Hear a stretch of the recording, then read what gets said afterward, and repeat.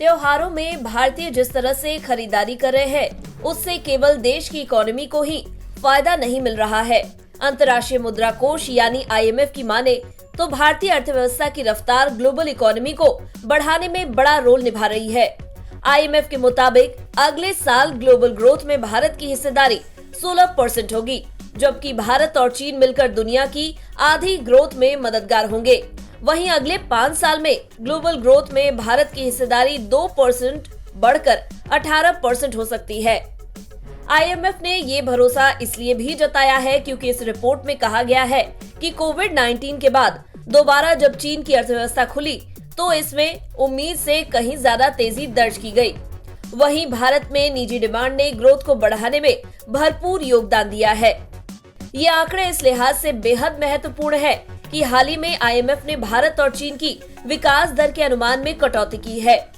IMF के मुताबिक 2024 में भारत 6.3% की दर से विकास करेगा, जबकि चीन का ग्रोथ रेट 4.2% रहने का अनुमान है। अनुमान में इस गिरावट के लिए 2 वजहों को जिम्मेदार बताया गया है। IMF के मुताबिक वैश्विक सुस्ती के असर से इन देशों के निर्यात में कमजोरी आ सकती है, जबकि कमजोर फाइनेंशियल हालत के चलते डिमांड में गिरावट आ सकती है। IMF की रिपोर्ट में कहा गया है कि चीन के कमजोर आर्थिक हालात का असर पूरे एशिया प्रशांत क्षेत्र पर पड़ सकता है। चीन में पॉलिसी को मददगार बनाने के बावजूद वहां के प्रॉपर्टी मार्केट में आई गिरावट चीन की विकास दर को नुकसान पहुंचा रही है। वहीं रिपोर्ट में बताया गया है कि वैश्विक सुस्ती एशिया और प्रशांत क्षेत्र की अर्थव्यवस्थाओं के लिए चुनौती पैदा कर रही है। दुनिया भर में केंद्रीय बैंकों ने जिस तरह से मौद्रिक नीति को सख्त किया है, उससे भी एशिया प्रशांत क्षेत्र के देशों की ग्रोथ प्रभावित हुई है।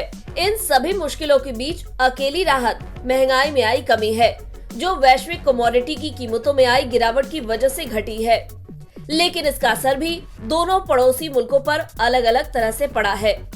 चीन में जहां फ्यूल और फूड के दाम घटने के साथ ही कमजोर डिमांड ने महंगाई को काफी कम रखा हुआ है, जो आर्थिक सुस्ती का संकेत है, तो वहीं भारत की मौसम की वजह से सब्जियों की कीमतों में आए उछाल ने तीसरी तिमाही में महंगाई को काफी बढ़ा दिया। इन सब के बीच आसियान देशों के ग्रोथ अनुमान को भी IMF ने घटा दिया है। एजेंसी का मानना है कि बाहरी और घरेलू डिमांड में कमी से इन देशों की विकास दर में गिरावट आना तय है। ब्यूरो रिपोर्ट, विज़ तक।